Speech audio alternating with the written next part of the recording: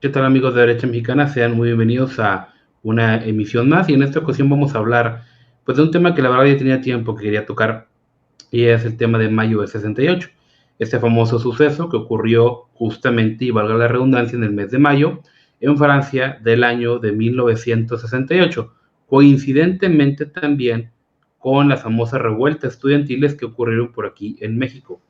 Y para esto me gustaría primeramente mencionar a las investigaciones de este periodista francés Vincent Javert y del Nobel Observatory, y él justamente acudió a archivos tanto en Texas como en Moscú en busca de informes de la CIA y de la KGB de la época, pues justamente para tratar de ver si las famosas protestas que hubo en aquella época pues realmente fueron orgánicas o fueron orquestadas por algún organismo de inteligencia. Y más allá de apoyar a Charles de Gaulle, Estados Unidos en aquel tiempo le culpaba de la anarquía en Francia y al parecer esperaba que el patriarca socialista, Pierre Méndez, tomara el poder como tal. O eso es lo que nos quieren hacer creer, ya que pues de Gaulle estaba siendo bastante crítico con el modelo otanista y pues dejó de adherirse a los caprichos del complejo militar industrial. De Gaulle era un patriota que buscaba los mejores intereses de su país, Francia. ¿Y quién era Charles de Gaulle? Charles de Gaulle es este famoso general de la Segunda Guerra Mundial. Él como tal en ese momento es apresado, logra escapar, se convierte en presidente de Francia, y un suceso muy interesante que creo que vale la pena recordar es de que Charles de Gaulle, cuando él va justamente a Rusia y ve donde se libró la batalla de Leningrado, él dice: esto es impresionante. Y le dijeron: es impresionante cómo rechazamos el ataque alemán. Él dijo: no, es impresionante cómo llegaron hasta acá. O sea, creo que De Gaulle, si bien obviamente tiene muchos elementos que pudiera uno cuestionar, uno que sí pudiéramos rescatar es de que De Gaulle era un patriota en el sentido de que él amaba a su país, pero no creía que su país era mejor que los demás. Eso es lo que diferencia es un patriota de un nacionalista. El patriota, pues como tal, ama a su país, ama a su nación, pero no está obsesionado con hacer creer que pues su país es superior al resto y que como tal merecen otras naciones, otras culturas ser menospreciadas o ser rebajadas. Ahora, justamente Charles de Gaulle estaba siendo bastante crítico con el modelo de la OTAN. Debemos reconocer que la OTAN nace supuestamente como esta alianza que, entre comillas, buscaba frenar o buscaba oponerse al bloque comunista. Como tal, esto desencadena que, como tal, la órbita rusa, la órbita de la URSS, pues firme este famoso Pacto de Varsovia, en el cual pues justamente estaba incluida Rusia y algunos países de Europa Oriental que pues eran satélites de la URSS. Ojo, muy importante aquí porque mucha gente cree que en esta época China era parte o estaba muy, ahora sí que muy aliada con Rusia. Hay que reconocer esto, que China cayó en los brazos de Estados Unidos. Justamente Mao se empieza a distanciar de Stalin, y debemos reconocer que en su momento la URSS, la mayoría de las tropas que despliega las despliega en la frontera con China, no en la frontera con Occidente, con la OTAN. Y justamente Estados Unidos, la tecnología que en su momento pone a China ahorita en el mapa, fue gracias a Estados Unidos. Gracias a Rockefeller, gracias a Henry Kissinger. Justamente por estos días Nico Moras publicó un documental muy interesante de Henry Kissinger, y justamente parte de lo que hemos platicado aquí. Henry Kissinger fue el arquitecto y fue gracias a él que China se logra desarrollar, justamente con el objetivo de traer a China al bando occidental o de acercarla a la órbita de Estados Unidos y alejarla de la URSS. Pero De Gaulle estaba viendo que justamente los servicios de inteligencia se estaban propasando, y más allá de presentar un modelo de oposición ante la URSS, pues lo que querían meramente era saquear a los países que pues eran aliados, entre ellos Francia. Entonces De Gaulle, pues como tal, se molesta, que ojo, esto ha sido hasta la fecha muchos franceses ven con recelo el tema de la OTAN, porque más allá de ayudarlos o de realmente sentirse protegidos por la OTAN, se sienten saqueados, se sienten ultrajados, ¿no?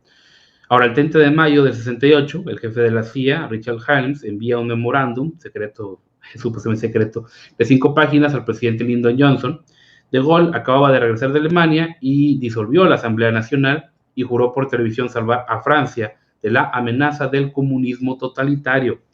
Helms, pues como tal, es bastante duro en sus críticas a De Gaulle, ya que 2 años antes había expulsado de París el cuartel general de la OTAN. Y justamente él dice lo siguiente: los gaullistas han violado y pervertido repetidamente su propia constitución, informa el presidente Johnson. Dice, han tratado incluso a la oposición moderada con desdén e indiferencia. Ahora, algunos de los comentarios de Helms hacen referencia a que Francia estaba al borde del desastre. Al negarse a dimitir, De Gaulle se ha enfrentado frontalmente a los trabajadores y a los estudiantes. Dice, ha vuelto a ser el autócrata poderoso y desafiante, ha salido de su rincón golpeando desafiantemente a los oponentes que pensaban que le tenían contra las cuerdas, porque bueno, De Gaulle como tal había estado involucrado en el poder desde los 40, así que pues, ya tenía más de 20 años por ahí en el tema político. Ahora, el general, según comentaban, la CIA había dividido Francia entre los que estaban con él y sus enemigos, todos ellos considerados incautos comunistas. Dice, todavía no está claro cuándo y cómo y si se producirá una colisión frontal entre la derecha y la izquierda, pero una chispa podría desencadenarla. Ahora, para obligar a De Gaulle a dimitir, 10 millones de trabajadores en huelga, pues empezaron a cortar el suministro de gas, de electricidad, sabotear las fábricas que estaban ocupando. Esta es la recomendación que da en su momento la CIA. Dice, si lo hicieran, De Gaulle tendría que llamar al ejército, del que Helms esperaba que obedeciera órdenes. El jefe de la CIA también dijo que De Gaulle podría acabar con la rebelión si los obreros volvían al trabajo. En caso contrario, es casi seguro que se produzca un conflicto civil de grandes proporciones. A corto plazo, pensaba que el gobierno podría restablecer el orden y los servicios públicos esenciales, pero solo a costa de envenenar la vida política para un futuro indefinido. Cualquiera que sea el resultado a corto plazo, dice Helms, Francia se enfrenta a un periodo de agitación y eventualmente incluso de guerra civil. Ojo, porque aquí todo esto que dice Helms dice, no, pues es que mira, si los obreros toman las vías y empiezan a sabotear y empiezan a hacer esto, se van a unir los estudiantes, porque hay que reconocer que en aquel tiempo en Francia era, como se diría coloquialmente, la mera mata del socialismo progresista. Ahí estaba de Beauvoir, la influencia de Sartre, incluso hubo dictadores como Pol Pot que estudiaron por ahí. Entonces hubo o había dentro de los círculos intelectuales ya estas ideas, ¿no? Ya estaban gestándose estas ideas del feminismo posmoderno, toda la ola queer, también incluso podríamos mencionar la influencia de Michel Foucault. Entonces, ahí estaba la mera mata del progresismo entre los estudiantes y los obreros estaban cada vez más acercándose a la órbita socialista. Digo, obviamente los obreros les habían endulzado el oído de que, pues, a través del Partido Comunista ellos iban a obtener beneficios y cuanta cosa, que hay que reconocer que Francia, justamente, si bien nunca fue oficialmente comunista, sí fue un gobierno, sí fue un país al que impactó mucho las políticas, pues ahora sí, estatales o estatistas. Entonces, Francia poco a poco el Estado empezó a hacerse cada vez más y más grande, en parte gracias al Partido Comunista Francés, porque hay que reconocer también que en Francia se limpia todos los pecados de la URSS en Francia, toman los datos que pasa la URSS y lo empiezan a limpiar, lo empiezan a dar una maquillada para no admitir que pues el socialismo es un fracaso. Y parte de los que se encargan de hacer la mejor limpieza en el mundo occidental fueron justamente los franceses. Esto lo comenta muy bien Francisco Jiménez de los Santos en su libro Memorias del Comunismo, cómo los socialistas franceses al descubrir que en la URSS pues cometen crímenes terribles, los gulags, cámaras de gas. Ojo, todo el tema de campos de concentración, cámaras de gas, todo eso los nazis se lo copiaron a los comunistas, ellos fueron los que lo empezaron. Entonces, ellos al ver esto tienen dos opciones. Una, o reconocen que el socialismo no funciona, o reconocen que el marxismo no es aplicable a la vida real, o le dan una lavada de imagen. Y lo que hacen es lo segundo. Ahora, los funcionarios franceses creían que el Partido Comunista Francés y sus patrocinadores soviéticos estaban fomentando la revolución, que nada más lejos de la realidad, como demuestran los telegramas secretos que se envían en mayo del 68 por el embajador soviético en París, Valerian Zorin. Y en palabras del historiador francés Jean Lacour, Zorin tenía una cara de caimán hambriento, antiguo embajador de la URSS ante el Consejo de Seguridad de la ONU. Zorin era también el miembro del Comité Central del Partido Comunista de la Unión Soviética. Y después de una larga reunión en la embajada con el tesorero del PCF, PCF es Partido Comunista Francés. Como tal, hombre, Gaston Prisonnier, el embajador, Sorin se dirige el memorándum y justamente desenterrado, bueno, este memorándum lo desentierra Vincent Javert, del que comentó al inicio, que fue el que empieza a sacar esta investigación, y a solo dos personas, el ministro de Asuntos Exteriores, Andrei Gromyko, y Boris Pomonarev, jefe del Departamento Internacional del Partido Comunista Soviético. Entonces ahí empieza a haber comunicación y dicen, no, pues realmente no somos nosotros. Juntos, Prisioner y Zorin llegaron a la conclusión de que mayo del 68 no debía ser una nueva revolución bolchevique. Y cito, el movimiento estudiantil no tiene perspectivas serias, ya que los estudiantes franceses proceden principalmente de la baja y media burguesía, escribió Zorin. Los de la clase obrera solo representan el 10%, y además los estudiantes están en manos de elementos izquierdistas y trotskistas. Digo, hay que reconocer esto, cuando justamente empieza la URSS, pues empieza toda esta división. Por un lado los trotskistas, los stalinistas, los leninistas, los maoístas allá en China. Entonces nunca el bloque socialista fue uno solo.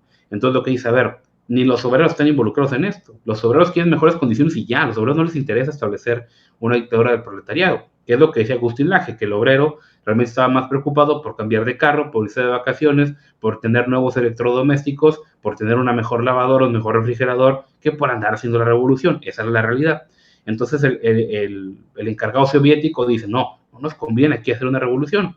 Son puros niños burgueses que quieren jugar al revolucionario. Como hoy en día los famosos white chickens, ¿no? Aquí que se las creen de revolucionarios con su playerita de Che Guevara, posteando con un iPhone desde el Starbucks que la revolución y el capitalismo. Pero eso sí no les hables de trabajar, porque pues ellos nada más viven de las mieles de los que otros ya hicieron, ya trabajaron, ¿no? Bueno, muchos estudiantes así eran también en Francia. Eran esta famosa izquierda aburguesada, ¿verdad? Que creían que iban a cambiar el mundo, pero pues no sabían ni de qué género eran, así pues bueno, como hoy en día. Ahora, el gobierno francés no había comprendido hasta qué punto los comunistas les disgustaban sus primos de izquierdas. Hay que reconocer esto. O sea, el comunista veía al hippie que según iba a derrotar el capitalismo y le daba asco. O sea, el comunista no era un hippie mugroso, ahí fumando hierba, con su pelo largo y drogándose, ¿no? El comunista no era así. De hecho, si algo tenía la URSS era que inculcaba mucho la disciplina en su gente. ¿Sí? Incluso cierto nivel de lo que hoy en día podríamos considerar un conservadurismo. La importancia de la familia. Stalin sabía que si no había familia, pues la URSS iba a derrumbar. Entonces ellos no eran unos hippies mugrosos, no eran unos hippies arrapastrosos, como sí lo son hoy en día muchos izquierdistas que podemos ver, ¿no? Ahora, irónicamente, Moscú quería mantener en el poder al derechista de Gaulle. De Gaulle era un conservador, ¿sí? Pero de Gaulle estaba en contra de, bueno, no es necesariamente en contra de la OTAN, pero sí era muy crítico de la OTAN, y Moscú decía, no, queremos que de Gaulle siga ahí, porque de Gaulle es un crítico, es de derecha, y nos conviene que esté ahí. ¿Sí? Entonces, ¿qué es lo que? Pero a la CIA no le convenía. Entonces, a lo largo de los telegramas secretos, el embajador Zorin arremete contra los izquierdistas. O sea, no, ni los quería. Unos días antes, el líder estudiantil, Daniel Cohn-Bendit, se había abierto paso delante de los manifestantes comunistas en una marcha, diciendo que estaba contento de adelantarse al sapo estalinista. Ahora, la estrategia que sigue el PCF, relatada por Prisioner a Zorin, era por un lado apoyar a los estudiantes contra la represión policial y por otro lado aislar a los izquierdistas que intentaban provocar nuevos enfrentamientos con la policía. Y el PCF y sus patrocinadores soviéticos, como tal, querían mantener el control de las clases trabajadoras francesas. A pesar de su herencia revolucionaria, el PCF esperaba salir de su exilio interno, consolidando los lazos con los socialistas y compartiendo con ellos el poder en el gobierno. A los comunistas franceses les empieza a alarmar la idea de que De Gaulle les nombrara enemigos en su discurso del 30 de mayo, y lo último que querían era perder su respetabilidad provocando la intervención del ejército. Así que Prisioner prometió a Zorin que los trabajadores del gas y la electricidad seguirían las órdenes del sindicato comunista, la CGT, de no interrumpir el suministro. En ausencia de una situación revolucionaria, como dice Zorin, si el PCF hubiera tomado el camino al que los elementos de izquierda querían arrastrarlo, el partido se habría condenado a sí mismo a la destrucción. Es decir, los comunistas sabían que si ellos avivaban más las protestas, pues como tal esto iba a terminar mal, porque se iban a ver muy mal delante de la gente, y De Gaulle iba a tener que usar el ejército. O sea, es decir, rememorando, En Francia había una especie de crisis política. Por un lado había movimientos de izquierda descontentos con De Gaulle, por un lado había ciertas exigencias de los obreros franceses. Este director de la CIA coincidentemente describe un plan bastante interesante de cómo desestabilizar el gobierno, pero por un lado los comunistas no quieren que el gobierno sea desestabilizado. Sí quieren llevarse una tajada de pastel, pero quieren mantener a De Gaulle en el poder, ¿sí? Ahora, también me gustaría comentar esta interesante sinergia entre los organismos de inteligencia y los movimientos progresistas. Y les recomiendo leer un libro muy interesante que va a ser difícil que lo encuentren, está en internet y está solamente en inglés. Se llama justamente Trilateralism, The Trilateral Commission and Elite Planning for World Management, ¿sí? Entonces es como que la trilateral, la comisión trilateral y la élite del planeamiento de la gobernanza mundial o la administración del mundo, ¿verdad? Entonces el link lo voy a poner aquí en la descripción, nada más está en inglés, pero lo pueden traducir ahí con DeepL. Ya no usen Google, no les recomiendo que usen traductor de Google, entre menos usemos Google mejor. Bueno, ahora también me gustaría mencionar a Gabriel Rockhill, que él hila una intrigante historia sobre la CIA y su interés por mantener, ahora sí que al corriente, la teoría política francesa a lo largo de la Guerra Fría. Y él dice, según la propia agencia de espionaje, él observa, la teoría postmarxista francesa contribuyó directamente al programa cultural de la CIA de engatusar a la izquierda hacia la derecha, desacreditando al mismo tiempo el antiimperialismo y el anticapitalismo. Y él justamente se refiere en particular a un informe de la CIA recientemente desclasificado, redactado en el 85, que se centra en el entorno intelectual en torno a Michel Foucault, Jacques Derrida y Jacques Lacan. Es decir, ojo, yo no coincido con Gabriel Rockhill. Justamente él dice, a ver, lo que hizo la CIA fue que agarró la izquierda progresista y la jaló para su lado. Yo no diría que fue hacia la derecha, más bien fue hacia la agenda globalista. Oye, ¿por qué Henry Kissinger, el maestro de Klaus Schwab, el maestro de Soros y toda esta gente, por qué ellos apoyan el progresismo?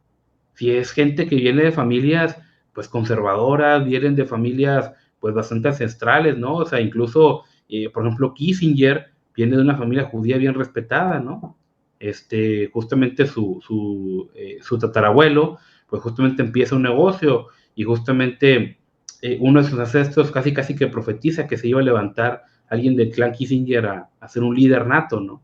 Y ojo, Kissinger, él reniega del judaísmo. Toda esta gente que uno puede mencionar, Soros, Zelensky, Kissinger, ellos antes de hacer todo el mugrero, ellos primero renuncian al judaísmo. O sea, esta idea de que hay una agenda sionista mundial, aguas con eso. Esta gente primero renuncia a ser judíos. O sea, ellos reniegan de la fe judía, se hacen ateos y luego ya ahora sí hacen su mugrero.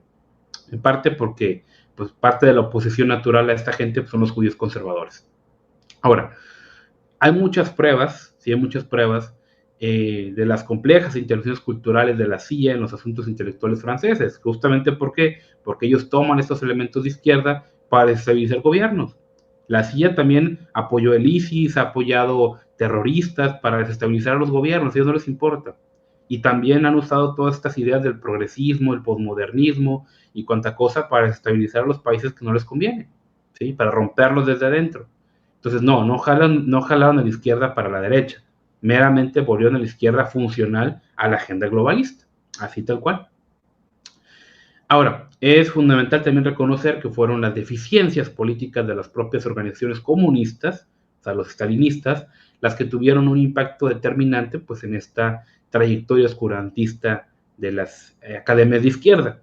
Los propios y decididos agentes de la CIA eran muy conscientes de sus problemas en la izquierda y pues por lo tanto estos son exactamente los argumentos que se exponen en el 85 en el documento mencionado anteriormente que se llama Francia, la deserción de los intelectuales de izquierda. Entonces este informe, al que hace referencia Gabriel Rockhill, deja claro que la CIA pretendía pues, examinar las actitudes cambiantes de los intelectuales franceses para calibrar un impacto político en torno voy a decir, ahora sí que en el entorno político en el que se hace la política. Es decir, hay que empezar aquí a manipular la situación pues para servirnos, ¿no? Entonces, teniendo en cuenta este intrigante enfoque teórico, creo que también hay que reconocer que la izquierda francesa pues fue bastante apoyada, influenciada y financiada por ciertas organizaciones. Por ejemplo, siendo las más conocidas la famosa Ford Foundation, la Carnegie Foundation y, oh sorpresa, la Rockefeller Foundation. Si esas tres agencias o esas tres fundaciones, a través justamente de la CIA, pues lo que hacen es de que empiecen a financiar, ¿no?, a esta gente de por ahí de izquierda, porque son funcionales, ¿no?, a final de cuentas. Hay que reconocer también, por ejemplo, lo que dijo en su momento también Rockefeller, ¿no?, que él hizo un lavado de imagen de todo el mugrero que andaba haciendo, justamente a través de la filantropía, ¿sí? Y debemos recordar que cuando los intelectuales de izquierda empiezan a enterarse de las atrocidades cometidas en el paraíso comunista de la URSS, gulags y todo este tema, pues empiezan a hacer su lavado de imagen, lo que les decía. Y este informe de la CIA subraya al menos que fue la repetida desilusión de la clase obrera con el Partido Comunista Francés lo que minó la popularidad de las ideologías comunista y socialista. De hecho, una y otra vez la clase obrera francesa buscó ideas políticas en la izquierda para que le ayudaran en la crítica tarea de democratizar la sociedad. Pero pues con demasiada frecuencia fueron traicionados por intelectuales comunistas que en última instancia no tenían fe en que la clase obrera cambiara la sociedad por sí misma. Es decir, esta gente no, votemos por el partido de izquierda, porque ellos dicen que van a traernos una utopía socialista. Yo, sorpresa, votabas por ellos y nada más se enriquecían a ellos, como lo ha hecho la izquierda siempre, ¿sí? O sea, digo, ya en Latinoamérica tenemos mucha experiencia con esto, ¿sí? Ahora, el informe de la CIA aborda la traición del gobierno socialista de Mitterrand, que es un político francés en los años 80, y el retroceso de Mitterrand respecto a las políticas económicas progresistas de su partido y la adopción de medidas de austeridad que suscitaron críticas embarazosas tanto de la izquierda como de la derecha. Y este informe dice, la dosis de austeridad de estas políticas que acabaron imponiendo, supuso la sentencia de muerte de la ideología de izquierdas para muchos observadores informados. Este fatal revés sirvió para agravar los destructivos y más traumáticos acontecimientos de mayo del 68, que se caracterizaron por la traición del PCF a un movimiento genuinamente revolucionario de solidaridad de la clase obrera. Y así el informe de la CIA decía lo siguiente. En mayo-junio de 1968, tras meses de intensificación de las protestas, los estudiantes levantaron barricadas en la sección universitaria de París e iniciaron un periodo de guerra de guerrillas en las calles del barrio latino. La protesta se extendió a otras ciudades universitarias. A los estudiantes se unieron 7 millones de trabajadores en huelga, que ocuparon las fábricas, el transporte, los servicios públicos, y se paralizó muchas cosas. Oh, sorpresa, lo que el jefe de la CIA había sugerido, ¿no?, en una carta secreta. Y el gobierno de 10 años del general de Gaulle se tambaleó. Los estudiantes marxistas buscaron el liderazgo del Partido Comunista y la declaración de un gobierno provisional. Pero los dirigentes del PCF ya estaban intentando frenar la revuelta obrera y denunciaron a los radicales estudiantiles como anarquistas de mente necia. Muchos estudiantes llegaron a la conclusión de que el PCF había hecho un trato con De Gaulle que finalmente sofocó los disturbios. Y bueno, como tal, tras el abandono del PCF del levantamiento revolucionario en mayo del 68 y el fracaso en el derrocamiento del capitalismo, la izquierda pues empieza una mutación. Este informe de la CIA, pues como tal, refiere al éxito de los nuevos filósofos, pues cuyas ideas eran antiestalinistas y antimarxistas, que fueron ampliamente definidas en medios de comunicación dominantes durante los 70 con la ayuda de la influyente editorial Grasset, de Bernard Henry Levy. El autor de la CIA escribe a continuación cómo esos nuevos filósofos se habían desilusionado de la izquierda, observando cómo, y cito, la pusilanimidad de los partidos de izquierda tradicionales durante la revuelta estudiantil del 68 arrancó las escamas de los ojos, haciéndole rechazar su lealtad al Partido Comunista, al socialismo francés e incluso a los principios esenciales del marxismo. Y justamente hay otro libro también muy interesante que documenta todo esto, se llama French Intellectuals Against the Left. Y bueno, tal fue dicha mutación y fue el impacto de esta ingeniería social que incluso los marxistas llegarían a distanciarse de dicho movimiento. Uno de ellos sería Christian Ross, muy interesante justamente esta persona, porque él escribe también un libro que se llama Clean Bodies, The Colonization and the Reordering of French Culture.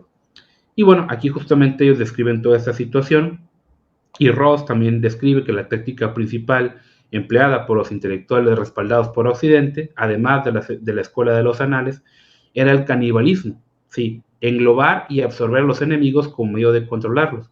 Se refiere a este enfoque como una ciencia de la sociología empírica y cuantitativa. El estudio de la repetición se erigió como la ciencia de la historia y el estudio del acontecimiento. Es decir, toda esta revuelta izquierda que hubo en mayo del 68 fue orquestada por la CIA y el PCF, el Partido Comunista Francés, cayó redondito. ¿Sí?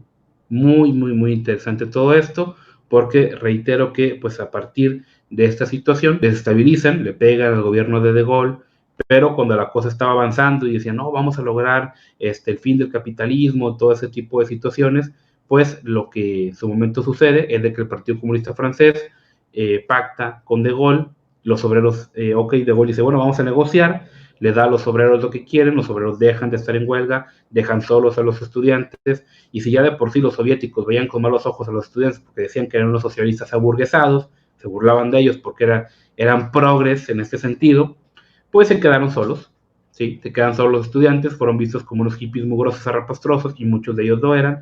Esta gente defendía como tal estas ideas del feminismo, el sexo libre, sexo sin protección, rechazaban los valores tradicionales, cuánta cosa, ¿no?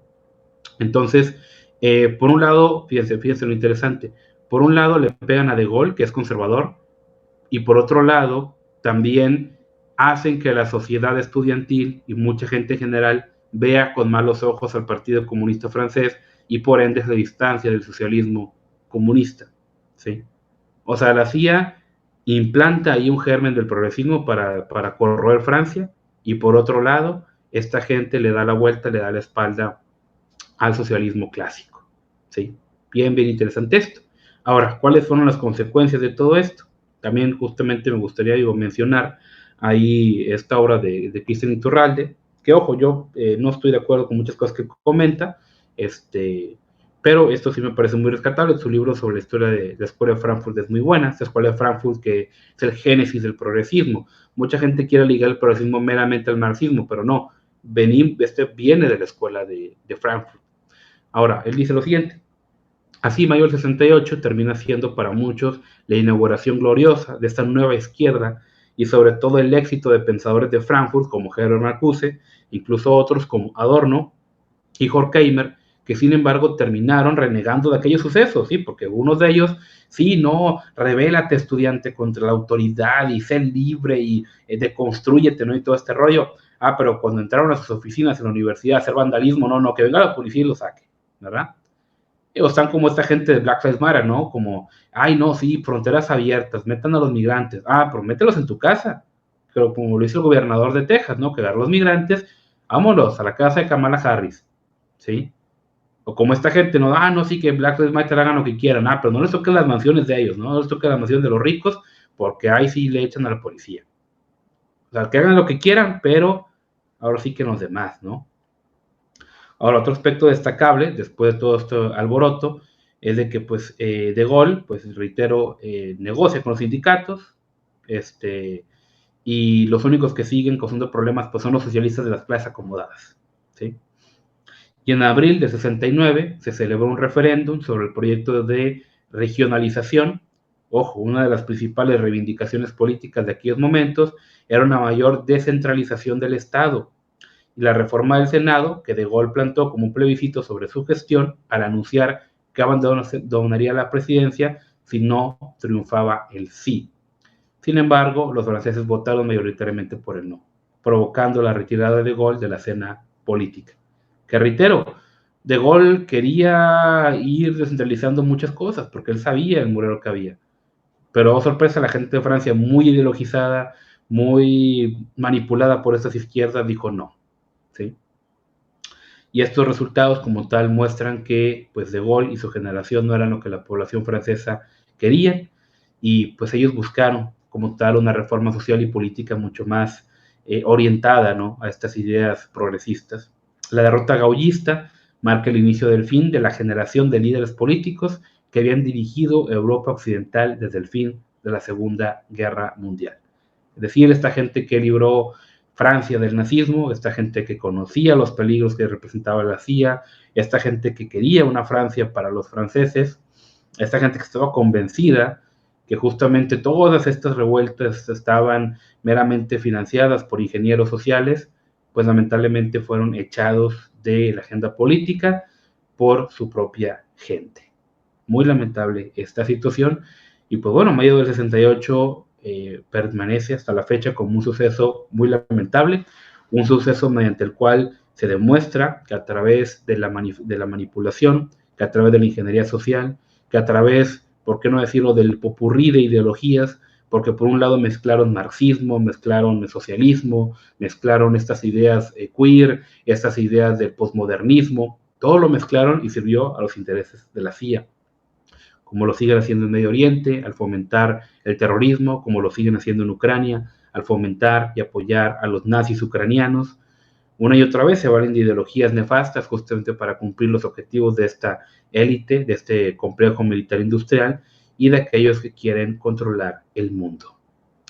Y bueno, este es mayo del 68, me extendí más de lo que tenía realmente planeado y realmente es menos de lo que en su momento creo que pudiéramos haber comentado y mucha información que pudiéramos analizar acerca de esto, pero justamente esto sigue pasando. Ya ya casi más de 60 años y esto sigue pasando una y otra y otra y otra vez. Bueno amigos, como siempre me despido diciéndoles que el socialismo no funciona y a los hechos no les importan tus sentimientos. Hasta la próxima, bye bye.